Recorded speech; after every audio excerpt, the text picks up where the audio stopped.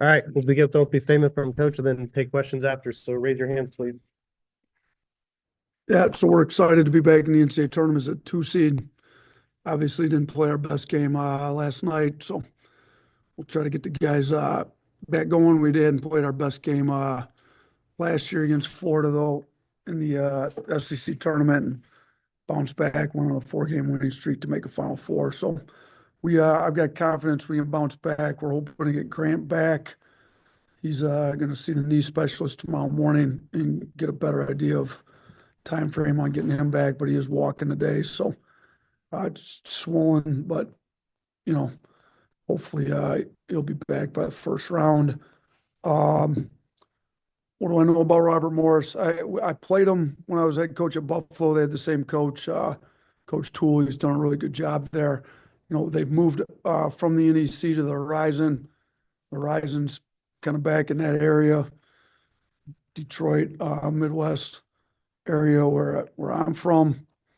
And shoot, they're on a 10-game winning streak. They've got the player of the year in that conference. They got the defensive player of the year, and they're good. I think our guys, we will make them understand how good of a team Robert Morris is by the time we play them.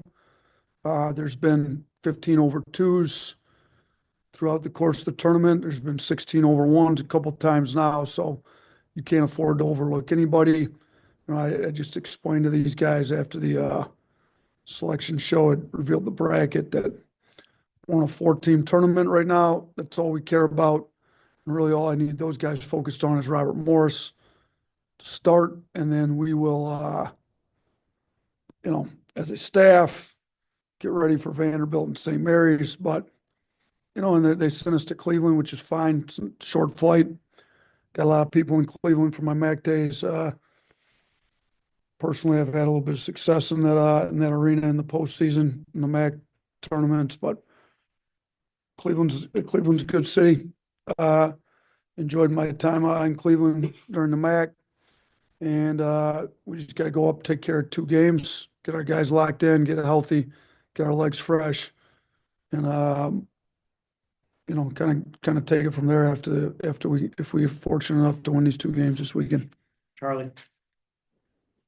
Yeah, Coach, I know Nick asked about the guard play last night after the game, but with Mark specifically, I think he's 4 of his last 26 from 3 in the last 4 games. Just how do you get him out of this kind of recent shooting slump heading into the tournament? Yeah, you know what? We'll be back here in our home gym. I'm sure he'll get shots up. He's a guy that needs to be in the gym, getting his confidence up. So that'll be a big factor, just being able to get in the gym. But the second thing, and we got to get through to him and stress to him, was when you're as skilled as he is, and he's one of the most skilled kids I've ever coached. I mean, he's in the gym all the time. He's a gym rat. He, it's not like he's lost his shot. When you're as skilled as he is, and you just lose yourself in the game, playing the right way on the defensive end, giving really good effort on the defensive end, playing the right way on the offensive end, the shooting will take care of itself. And to me, it's also an opportunity for Mark to prove he impacts the game on more than just shooting. How much can you impact the game? Can we win when you're not shooting it particularly well? And if you look at these last 4 games when he hasn't maybe shot the ball particularly well, we do have 2 pretty good wins. I mean, we beat Auburn at their place, which is not easy, and he hit the game winner. And we beat Kentucky by the biggest margin they've ever lost in the SEC tournament. So he's got to understand that, yeah, he's a scorer and he's elite at it, one of the best that's ever done it here at Alabama. But he's more than just a scorer. I thought he made. I just went back and watched the game on our bus ride here from Nashville. I thought he made a lot of really good reads, and we just missed some shots. Like he didn't, end up with a high assist game last game, but we missed open shots. Some of his teammates, he was making good reads. Well, he's a great defender when he wants to be. He can make the right reads. He can run a team. He can be a lot more than just a scorer to impact winning, and he needs to realize that. And I think if he just buys all into that, the scoring and the shooting will take care of itself with the amount of time he's going to be able to get in the gym now that we're back home. Nick Kelly. Yeah, Nate, I wanted to ask you, it's almost been a decade since you coached your first team as a head coach at Buffalo in the NCAA tournament. Uh, how would you say you're the same or different than that Nate Oats, who was coaching his first tournament as a head coach? Yeah, yeah, this is my 10th year, isn't it? So yeah, it was, I guess that'd be 9 years ago. So, uh, shoot, back then I was just happy to be in the NCAA tournament. Shoot, I was a high school coach, 3 years before that. I was fortunate to be the head coach of Division One team. I was enjoying the moment being in the NCAA tournament as the head coach. I believe we had Miami that first year out in Providence, if I remember correctly, and we actually played them fairly tough for a while. Ended up losing. They were really good that year. Uh, and then, we were able to win a couple NCAA tournament games in years 3 and 4 at Buffalo. But, I've obviously grown a lot as a head coach. I'm a much better coach in a lot of different ways, in my opinion. Hopefully, 10 years from now, I'll be a lot better coach than I am now. I just keep growing and getting better. But the biggest difference is I'm not just happy to be in the NCAA tournament right now. We need to make a run. Like, getting the tournament's not good enough.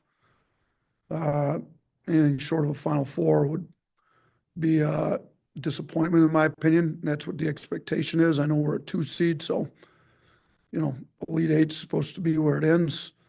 And if we don't play well, play a lot better than we did in the second half yesterday, we won't even make it that far. But we're more than capable of making it back to a Final Four and winning games in the Final Four. So expectation levels are a little bit different than they were 9 years ago. Still fortunate to be coaching at the Division One level, but personally, I've got higher expectations, and the program here has higher expectations. Yeah. Yeah, Nate, a couple of guys from last year's team talked in the locker room about the meeting you guys had after the selection show last year. What do you remember telling them about that, and how is maybe some of that advice, or I guess, goals from that meeting kind of translated to this year's team as well? You know what? So last year we had another day to prepare for that meeting. We got bounced on Friday, I believe, in the SEC tournament. First round for sure. That was Friday, right? Yeah. So we got back Saturday at a long kind of meeting. Saturday, Sunday to get ready for the selection show, and we had kind of like a presentation ready for the guys, kind of on some different teams that had finished the regular season poorly. They got bounced in the first round of their conference tournament and still made a Final Four run. I talked to Frank Martin. I talked to Coach Boeheim. He had done it twice at Syracuse, where they didn't finish great and still went on a Final Four run. So I kind of got input from them, and then we had the guys, and we basically just scrapped, no cleanup from the Florida game, just didn't even really discuss it, move on. I think this year's a little different. We didn't have the full day. We just arrived back on campus about 4:30, had something to eat quick at the selection show, kind of talk to them real quick about just my 2 cents on what I had after watching the game. And, kind of forgot, we were up 1, 48-47, if I remember right, with about 18 minutes to go in that game. And we kind of fell apart. And I just kind of referenced who we had said we were going to be. And we didn't say we were going to be that only when things were going well. And you know what? The beginning of the second half, we gave up too many boards the first possession. That was a little disappointing, but we actually had some decent defensive possessions where they just hit tough shots. Well, and we had some good offensive possessions where we moved the ball around and were really unselfish and got great shots and missed them.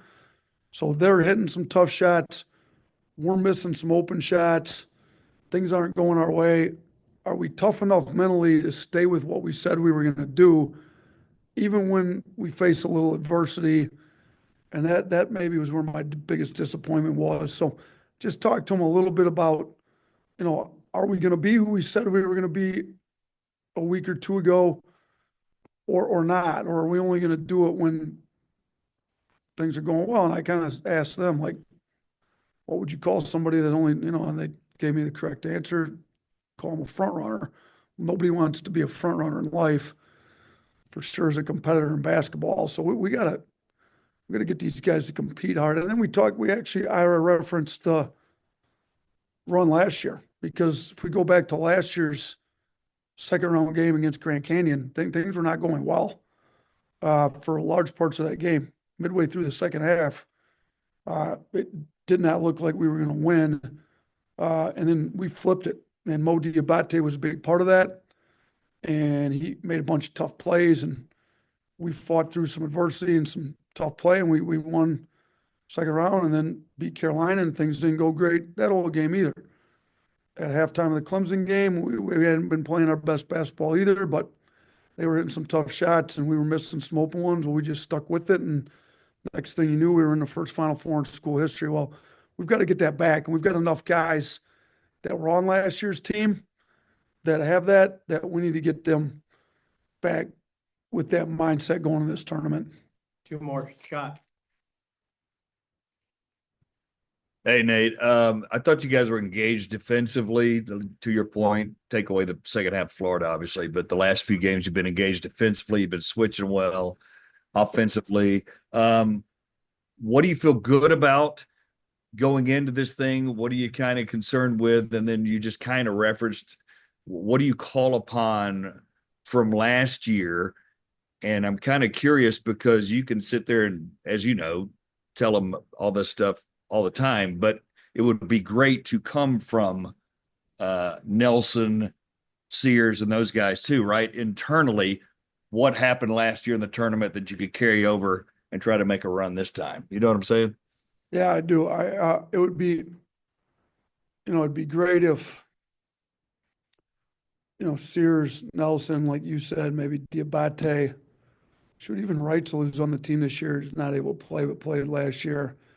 Some of these guys that contributed, to last year's run, if they were able to kind of reference that, I agree, it'd be good.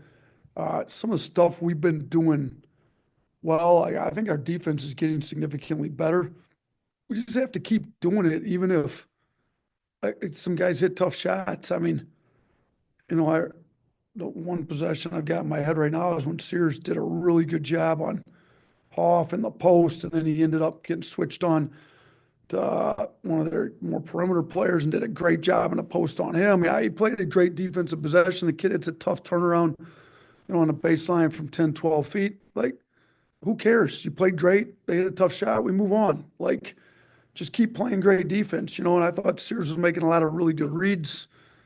Teammates missed some open shots. Who cares? We got them great shots. Let's keep getting great shots. Let's just make sure we get on the old boards every time and just keep playing hard. So I think we got to get, take the positives of what we're doing and just reiterate and keep reminding ourselves we're going to keep doing it no matter what the outcome of that one possession is. And if you just do it over the course of 80 possessions on both sides of the ball through the course of the whole 40 minutes, the final score will take care of itself. But you can't let, the result of one possession, even though we played great, whether it's a missed shot on offense, they hit a tough shot on defense, affect your energy, your effort, any of that stuff for the whole 40 minutes. That's just, it's gotta be where we go, because we put together some really good games. We had Tennessee beat on the road.